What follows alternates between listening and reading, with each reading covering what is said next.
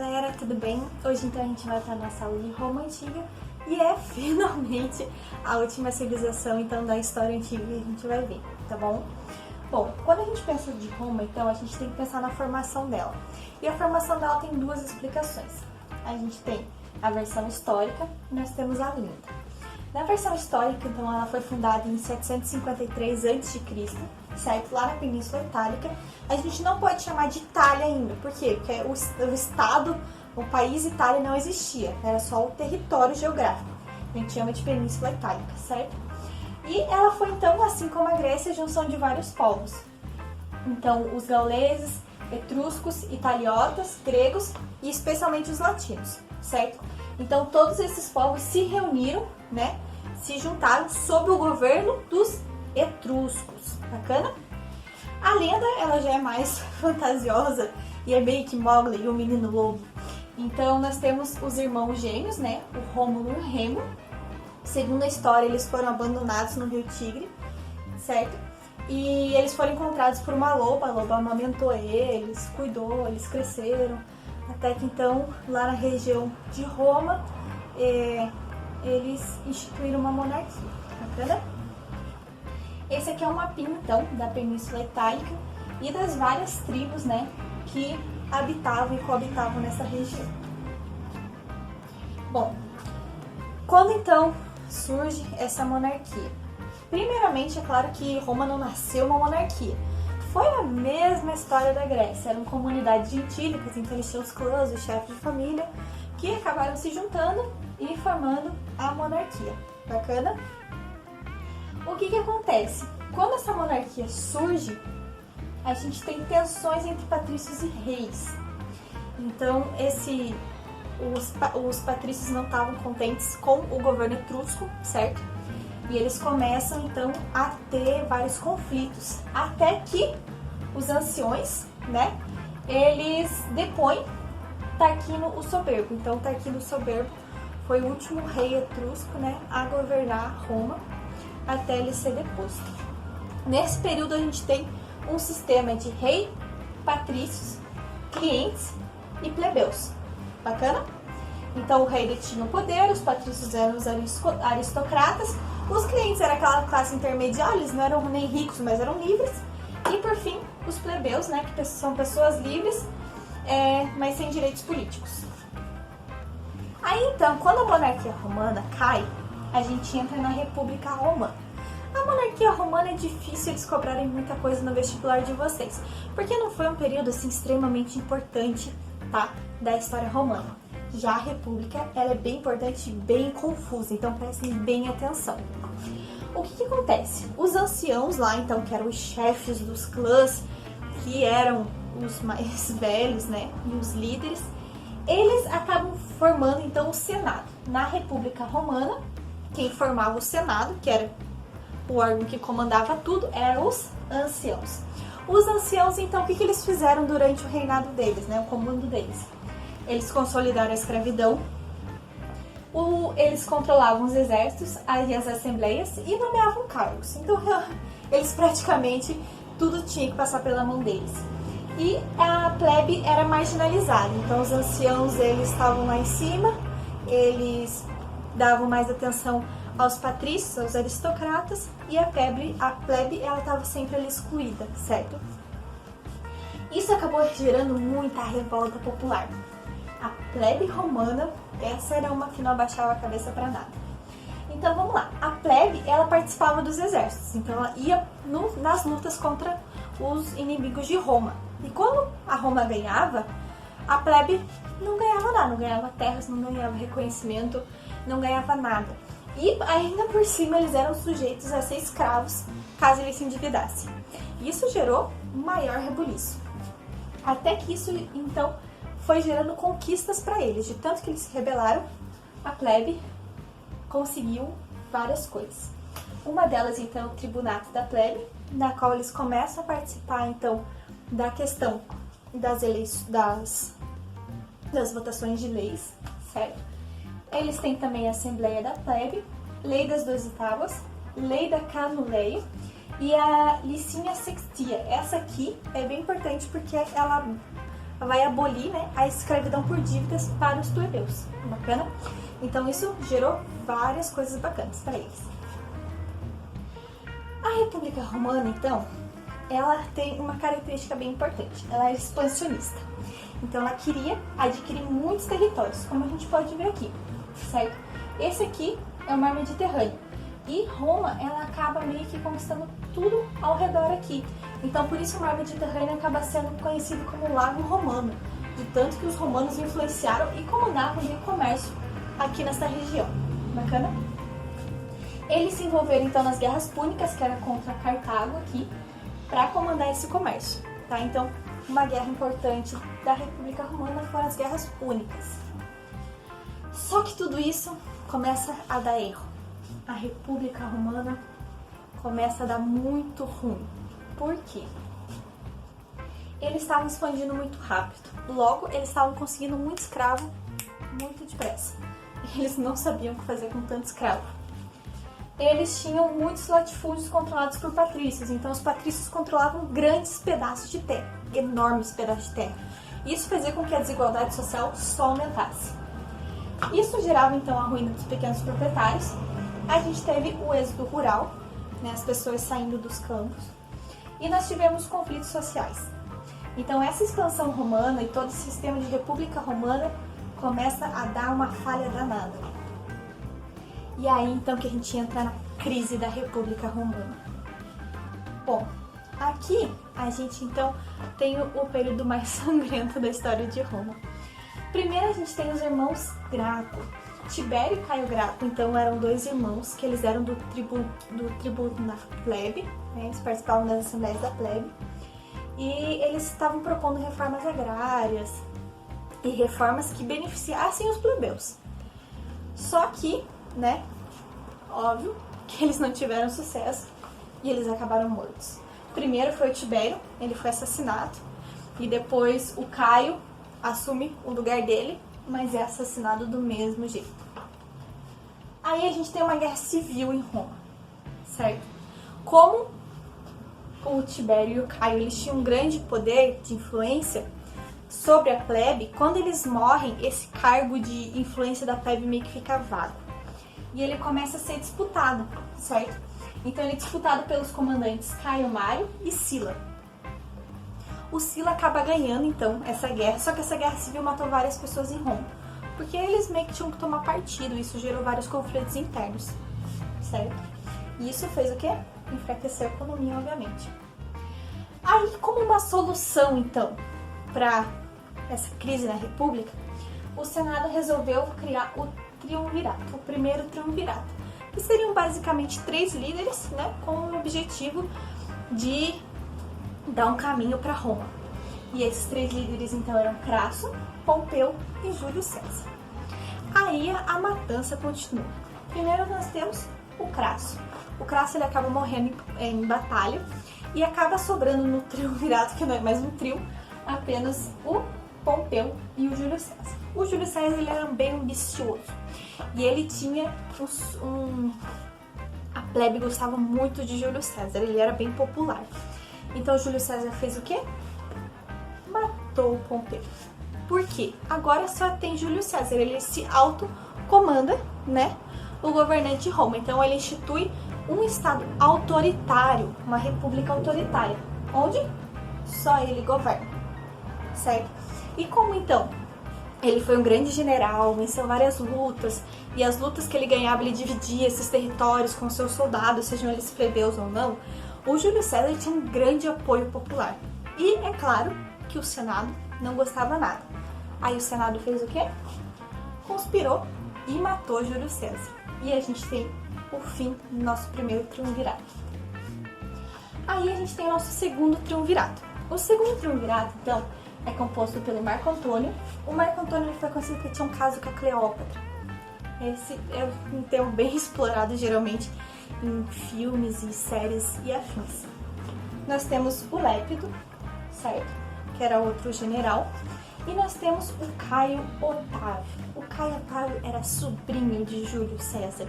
Então, por mais que o Senado foi lá, conspirou e matou Júlio César, no segundo triunvirato, quem que estava lá? Caio Otávio, porque o nome do Júlio César tinha um grande poder popular. Bacana? Só que, como a fruta não cai longe do pé, o Caio Otávio fez o quê?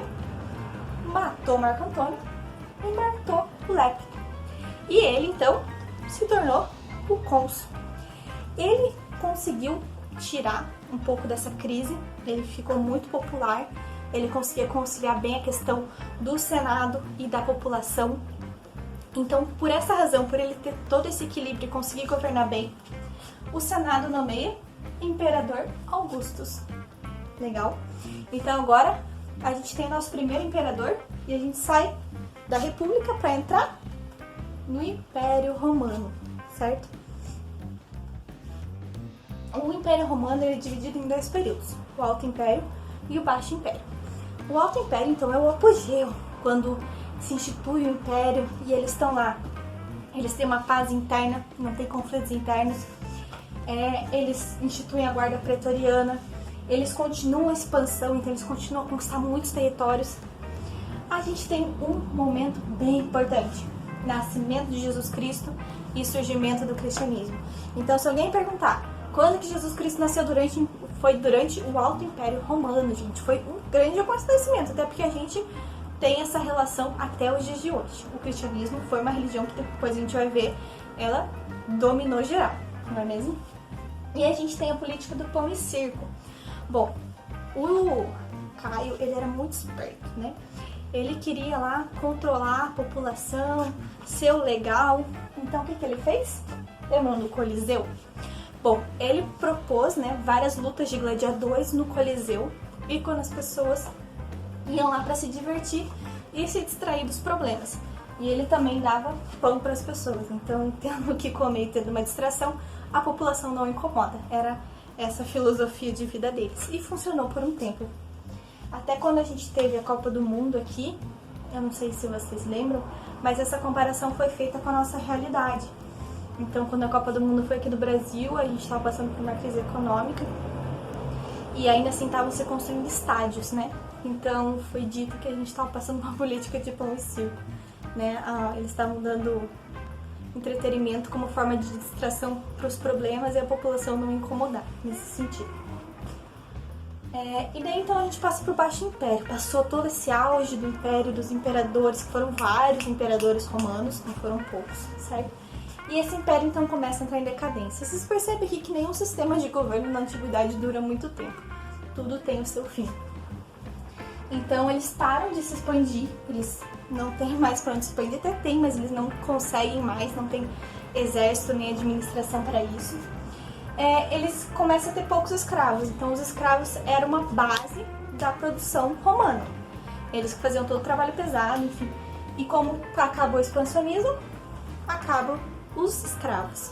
E isso gera uma crise de abastecimento.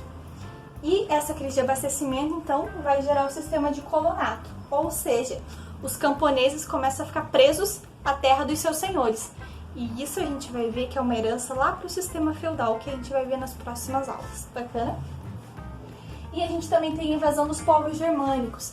Então, vários povos ali que vinham na região da Germânia, hoje a gente conhece por Alemanha, Prússia, enfim, esses países ali. Então, eles começam a sair e invadir o Império Romano.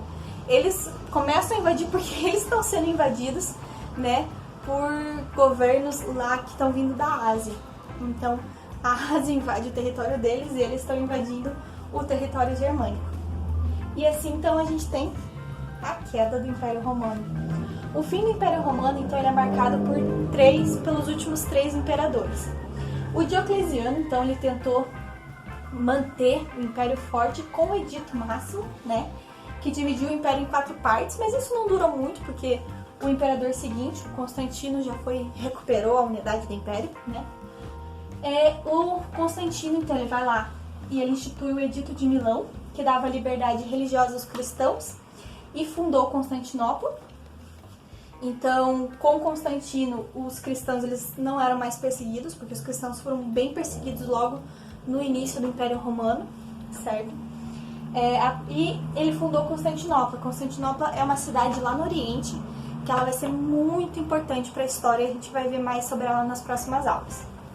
E por fim, o nosso último imperador romano, o Teodósio. O Teodósio, então, foi o que aplicou as leis mais definitivas, as ações mais definitivas para o fim do Império. Ele, então, fez o Edito de Tessalônica, né, que instituiu o cristianismo como religião oficial.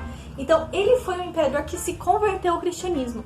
Depois de tanta perseguição aos cristãos, o Teodósio, ele, então, se converte ao cristianismo e se torna o primeiro imperador cristão e, por consequência, o cristianismo se torna religião oficial do Império. Bacana? Então, a gente tem essa junção entre Estado e Igreja, o que é um pontapé inicial para a Igreja Católica ter muito poder. Bacana? E depois, então, aqui a gente tem o Império dividido em duas partes. Então, o Teodósio ainda fez o quê? Estão vendo o mapinha aqui? Ele dividiu o Império em duas partes. O Império Romano do Ocidente e o Império Romano do Oriente, certo? Cada um teria, então, um imperador, bacana? Mas o que acontece? O Império Romano do Ocidente cai. O imperador cai, Teodósio cai, e ele não consegue mais levar pra frente, mas a parte oriental ainda sobrevive. E essa parte oriental a gente vai ver lá na Idade Média, porque ela continua ainda mais por uns 1000 anos. Bacana? Então aqui, o que a gente tem que lembrar, então, é essa divisão do Império em duas partes e a queda definitiva dessa parte verdinha, que é o Império Romano do Ocidente. Bacana? Aí quando a gente pensa, então, em cultura romana, o que eles deixaram de legado e herança pra gente? A gente tem primeiro o cristianismo, né? Que o cristianismo, então, é uma religião que nos influencia até os dias de hoje. Nós temos o latim. O latim é a base de quase todas as línguas que a gente mais ou menos compreende. Então, a gente tem o francês, italiano, português, espanhol. Então, essas línguas de matriz latina, né, vêm do latim. Nós temos a arquitetura. Então, nós temos as colunas romanas, assim como as gregas, mas isso foi uma apropriação cultural dos romanos. E eles foram os primeiros a usar cimento e tijolos, eles desenvolveram diversas obras públicas. Tanto que a gente tem estradas, hoje lá na região da Inglaterra, mais ou menos, que foram construídas por romanos, elas existem até hoje. Então, eles eram muito bons nessa questão de obras públicas. E o direito, né, que eu acredito que seja a principal herança que a gente tem hoje, né, o direito romano. Então, eles criaram diversos códigos de leis que a gente usa até na atualidade, até hoje na atualidade. Então, é bem bacana. Eu tenho algumas indicações de filmes para vocês, então, para vocês entenderem esse contexto. O primeiro é Alexandria, é um filme realmente muito bom. Ele não vai tratar só do contexto grego, ele vai tratar do contexto grego e romano, e isso é muito bacana de vocês verem. Tem Pompeia, né? Então, é um filme mais romântico, assim, mas ainda assim a gente consegue retirar bastante coisa da cultura romana. Nós temos Asterix e Obelix, né, que é um desenho bem clássico de infância, provavelmente não fez parte da infância de vocês, como também não fez da minha, mas é um desenho bem bacana. E temos o filme Gladiador também, que vai tratar desse contexto romano. Bacana? Bom, então agora a gente chega ao final dessa aula de Roma, que é um pouquinho extensa e complicada também, assim como os gregos, porque os gregos e os romanos formam as principais civilizações dessa antiguidade clássica, certo? E agora a gente vai para nossas atividades. Então eu vou dar um tempinho para vocês responderem elas. O enunciado é: os animais da Itália possuem cada um a sua toca, seu abrigo, seu refúgio. No entanto, os homens que combatem e morrem pela Itália estão à mercê do ar e da luz, e nada mais, sem lar, sem casa. Erram com suas mulheres e crianças. Essas são palavras de Tibério Graco, político romano do século II a.C. Nesse contexto da história romana, podemos afirmar que... Vamos lá então, um tempinho para vocês verem qual a alternativa correta.